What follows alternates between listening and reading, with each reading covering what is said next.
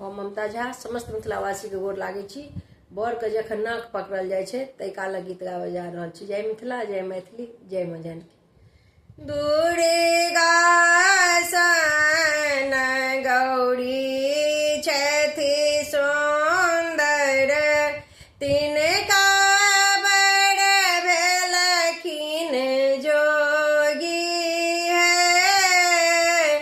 दुर्गा सन गौरी छथि सुंदर, तिनका बड़ भेलखिन जोगी है।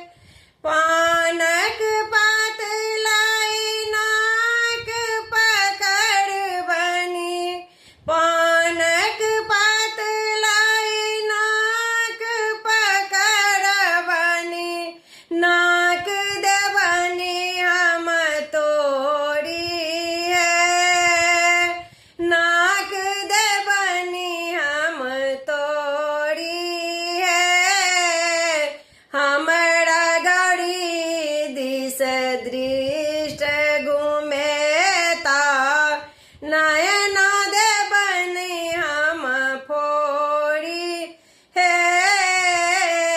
हमरा गौरी दिस दृष्ट घुमेता, नयन देवनी हम फोड़ी है। दुर्गा सन गौरी छथि सुंदर, तिनका बड़ भेलखिन जोगी है। गर्दन में चादर लगबे बनी, गर्दन में चादर लगबे बनी, गर्दन देवन हम तोरी है, गर्दन देवन हम तोरी है। बसहा बरद संग मंडप घूमे बनी, करता कहथिन से गौरी है।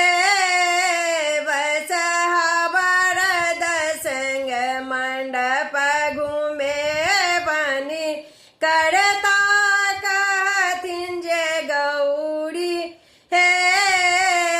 दुर्गा सन गौरी छथि सुंदर, तिनकर बड़ भेलखिन जोगी है। दुर्गा सन गौरी छथि सुंदर, तिनकर बड़ भेलखिन जोगी है। धन्यवाद।